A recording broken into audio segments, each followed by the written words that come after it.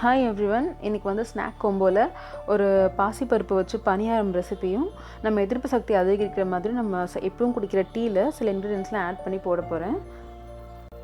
First வந்து பாசிப்பருப்பு பனியாரத்துக்கு வந்து நான் ஒரு 3/4 கப் அளவுக்கு பாசிப்பருப்பை ஒரு மணி நேரம் ஊற வச்சுருக்கேன். அதை வந்து சுத்தமாக தண்ணியை வடிச்சிட்டு ஒரு மிக்ஸி ஜாரில் சேர்த்துக்கிறேன். அது கூடவே ஒரு 5 ஏலக்காய் சேர்த்துக்கிறேன். இது கூடவே இனிப்புக்கு 1/4 கப் அளவுக்கு வெல்லம் சேர்த்துக்கிறேன். நீங்கள் பாசிப்பருப்பு எந்த கப்பில் எடுத்தீங்களோ அதே கப்பில் 1/4 கப் எடுத்துக்கணும். அது கூடவே வந்துட்டு 3/4 கப் அளவுக்கு தேங்காய் துருவல் சேர்த்துக்கிறேன். அவ்வளோதான். இதை வந்துட்டு தண்ணி சேர்க்காமல் நல்லா நைஸாக அரைச்சி எடுத்துக்கணும். இதில் தண்ணி சேர்த்துறாதீங்க, ஏன்னா வெல்லம் வந்துட்டு அப்படியே இலகி மாவு வந்து ரொம்ப தண்ணியாக நீத்து போயிடும். இப்போ அரைச்சி எடுத்த அந்த பாசிப்பருப்பு மாவு கூட வந்து கொஞ்சமாக வந்துட்டு பேக்கிங் சோடா சேர்த்துக்கிறேன். சேர்த்து ஒரு வாட்டி நல்லா கலந்து விட்டுக்கலாம். அது கூடவே வந்துட்டு நான் ஒரு டீஸ்பூன் அளவுக்கு நெய் சேர்த்துக்கிறேன்.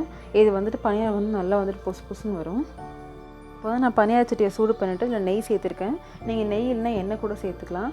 சேர்த்துட்டு ஒரு 3/4 குழி அளவுக்கு நம்ம அரைச்சி வச்சுருக்க மாவு வந்து ஊற்றிக்கலாம்.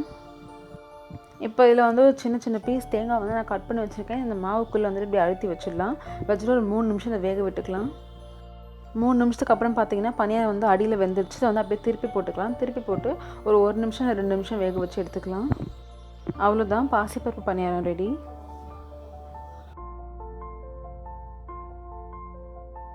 அடுத்தது நம்ம இம்யூனிட்டி இம்ப்ரூவ் பண்ணுறதுக்கு ஒரு டீ ரெசிபி. அதுக்கு வந்துட்டு நான் ஒரு மிக்ஸி ஜாரில் கொஞ்சமாக இஞ்சி சேர்த்துக்கிறேன். அது கூடவே ஒரு 5 ஏலக்காய், 2 கிராம்பு, ஒரு சின்ன பீஸ் பட்டை, 3 மிளகு சேர்த்துக்கிறேன். அது கூடவே ஒரு 1/2 டீஸ்பூன் அளவுக்கு மல்லி விதை சேர்த்துக்கிறேன். அதுக்கப்புறமா ஒரு 5 துளசி இலை, ஒரு 7-8 புதினா இலை சேர்த்துக்கிறேன். இது எல்லாத்தையும் சேர்த்து மிக்ஸி ஜாரில் சேர்த்துட்டு நல்லா வந்து கொரப்பாக அரைச்சிக்கணும், நைஸாக அரைக்கக்கூடாது.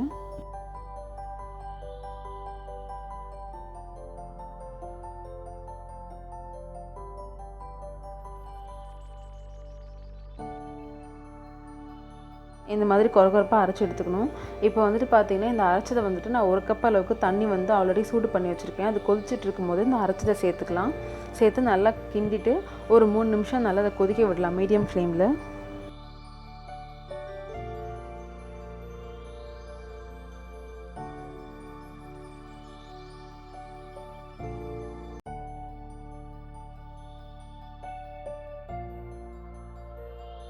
இது ஒரு 3 நிமிஷம் நல்லா கொதிச்சதுக்கப்புறமா நான் 1/4 டீஸ்பூனுக்கும் கம்மியாக வந்துட்டு மஞ்சள் பொடி சேர்த்துக்கிறேன். சேர்த்து நல்லா கலந்துட்டு ஒரு 1 நிமிஷம் கொதிக்க விடலாம். இதெல்லாம் நல்லா கொதிச்சதுக்கப்புறமா நான் வந்து 2 டீஸ்பூன் அளவுக்கு டீ தூள் சேர்த்துக்கிறேன். நீங்கள் வந்து ஸ்ட்ராங்காக குடிப்பீங்கன்னா இன்னும் கூட சேர்த்துக்கலாம். லைட்டாக வேணுன்னா இந்த டீ தூளை கொஞ்சம் குறைச்சிக்கோங்க. டீ தூள் சேர்த்துட்டு ஒரு 3 நிமிஷம் மீடியம் ஃப்ளேம்லேயும் 1 நிமிஷம் ஹை ஃப்ளேம்லேயும் வச்சு அதை நல்லா கொதிக்க விட்டுக்கலாம். இப்போ இது கூட நான் 3 கப் பால் சேர்த்துக்கிறேன். இது வந்து தண்ணி கலந்த பால். இப்போ இதை சேர்த்து ஒரு 2 நிமிஷம் மட்டும் நல்லா கொதிக்க விட்டுக்கலாம். இது ஆல்ரெடி சூடு பண்ண பால் தான். 2 நிமிஷத்துக்கு அப்புறம் பார்த்தீங்கன்னா டீ நல்லா கொதிச்சு இந்த மாதிரி பொங்க வரும்போது அடுப்பை ஆஃப் பண்ணிவிட்டு வடிகட்டி டீயை சர்வ் பண்ண வேண்டியதுதான். ஸோ இன்றைக்கி வந்து எங்களோட ஸ்நாக் டைம் என்னென்னு பார்த்தீங்கன்னாக்கா பாசிப்பருப்பு பனியாரமும் நம்ம இம்யூனிட்டி இம்ப்ரூவ் பண்ணுறதுக்கு ஒரு டீ ரெசிபியும் தான். லாக்டவுன் டைமுங்கிறதுனால வந்துட்டு இருக்கிற பொருளை வச்சு நான் செஞ்சுருக்கேன். இந்த பாசிப்பருப்பு பனியாரம் பண்ணுறதுக்கு உங்களுக்கு பெருசாக எதுவும் தேவைப்படாது. வீட்டில் இருக்க பொருள் மட்டும்தான் தேவை. ஸோ அதை கண்டிப்பாக ட்ரை பண்ணி பாருங்கள். தேங்க்ஸ் ஃபார் வாட்சிங்.